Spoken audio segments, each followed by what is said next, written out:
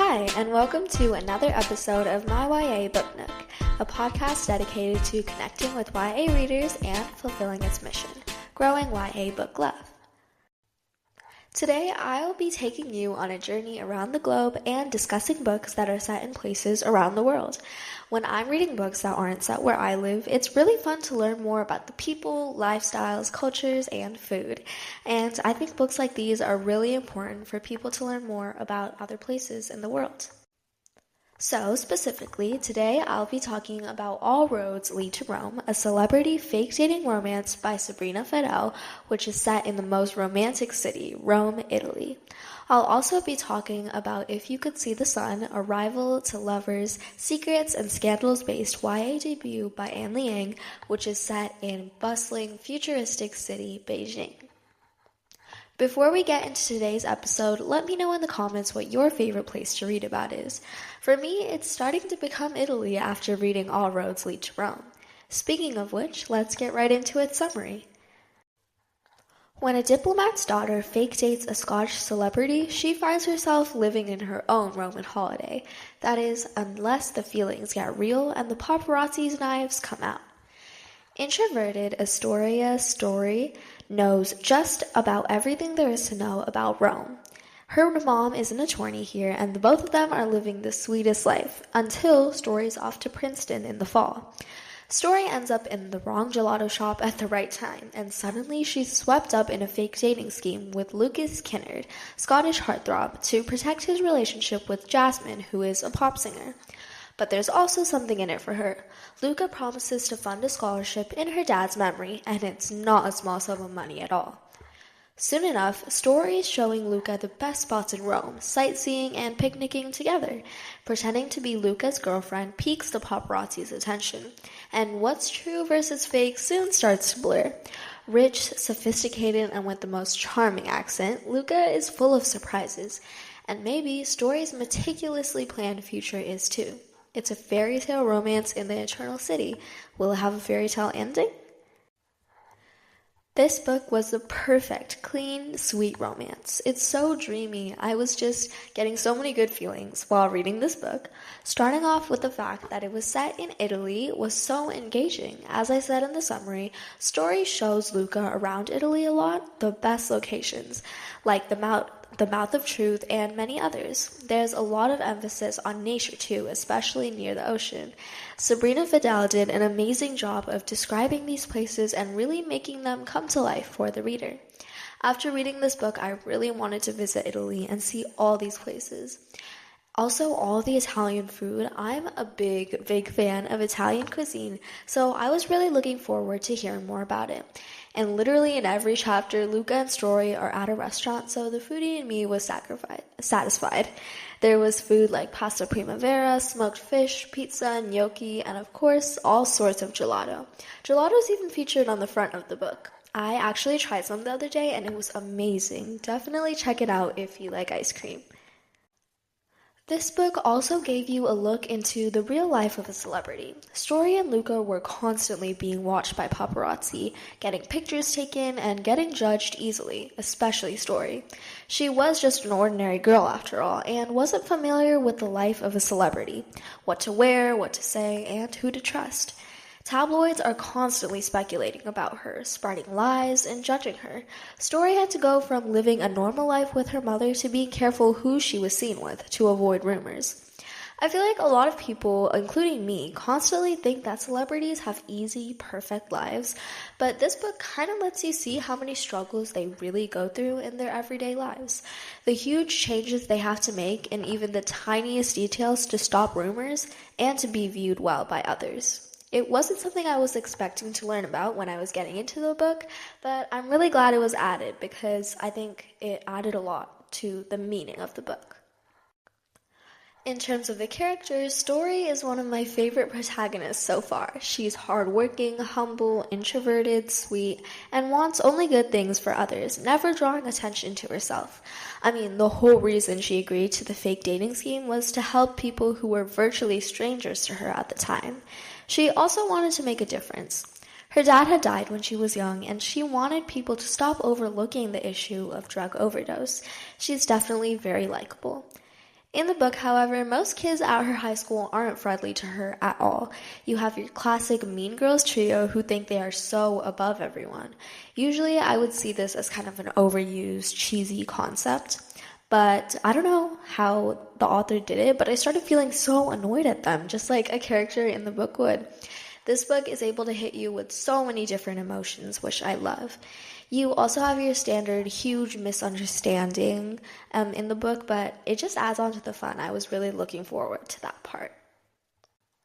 And finally, the romance. I was super excited to read the fake shading trope, and it was really interesting, especially when it's combined with the celebrity world. Luca eventually becomes so protective around Story, always defending her, making sure everything is perfect for her, constantly spoiling her with huge purchases that Story reluctantly accepts. At the heart of it, it's a very tender, caring romance, and all just cute scenes. Next, let's get into the summary of If You Could See the Sun by Ann Liang.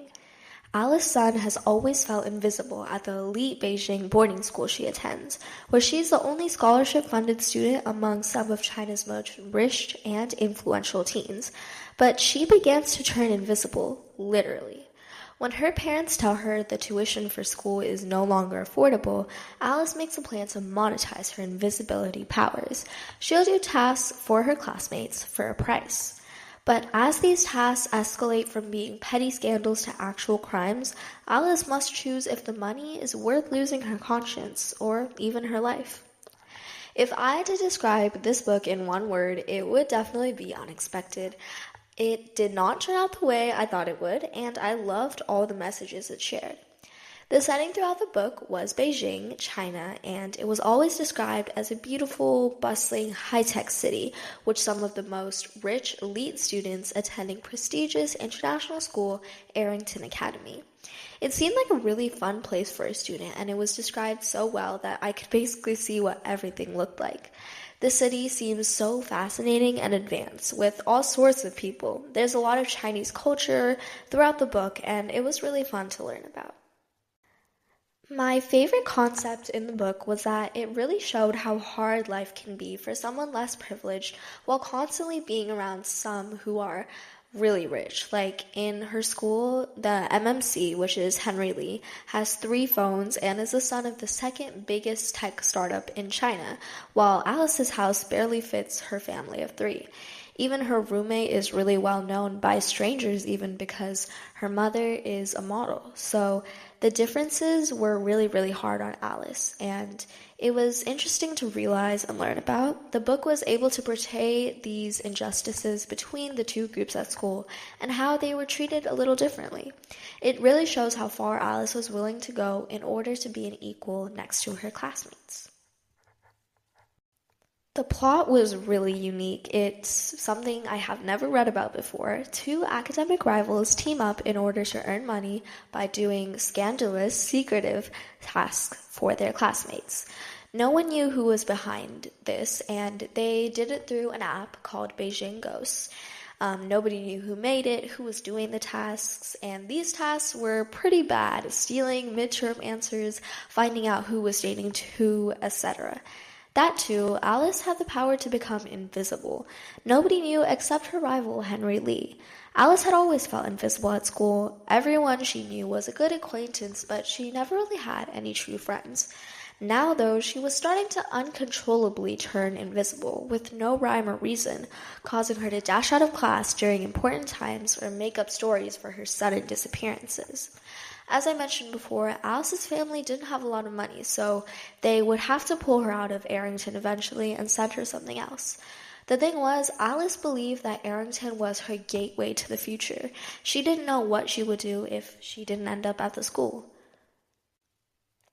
She was also constantly tired of seeing her family struggle because of money issues, so she decided to monetize this strange new power so she could afford to stay at Arrington after all. But soon enough, these tasks escalate, and she's faced with a very moral dilemma. It definitely kept me hooked because of how unique and strange Alice's situation was. It got me excited, nervous, upset, and it was truly heartwarming. I loved everything that this book gave me. And lastly, the romance. It was an academic rival to lovers trope.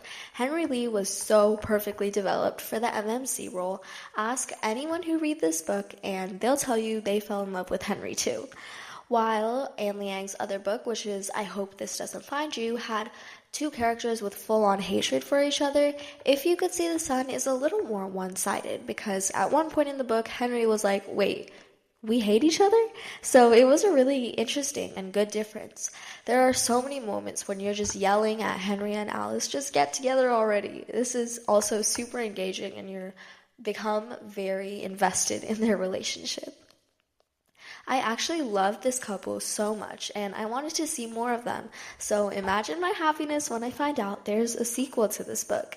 Alice and Henry are one of my favorite Ann Liang couples and I'm really excited for the next book, which is called I Could Give You the Moon. I believe it focuses on Alice's roommate, Chanel, and it comes out early 2026, but I'm not completely sure yet. And those were two amazing books set around the world. All Roads Lead to Rome by Sabrina Fedel is a fake dating romance set in the eternal city Rome. And If You Could See the Sun by Ann Liang is a scandal/secret book with a bigger meaning about wealth inequality set in a futuristic, bustling city, Beijing. I loved learning all about these two places. Now I definitely want to visit someday. And I also really enjoyed the bigger meaning that these books were able to show, the bigger lessons that they were able to teach me. So be sure to check these out. If you like this podcast, subscribe to my YouTube channel and follow me on Spotify. Tell others about this podcast so we can grow book love together. Thank you for being here today, and I'll see you again in 2 weeks.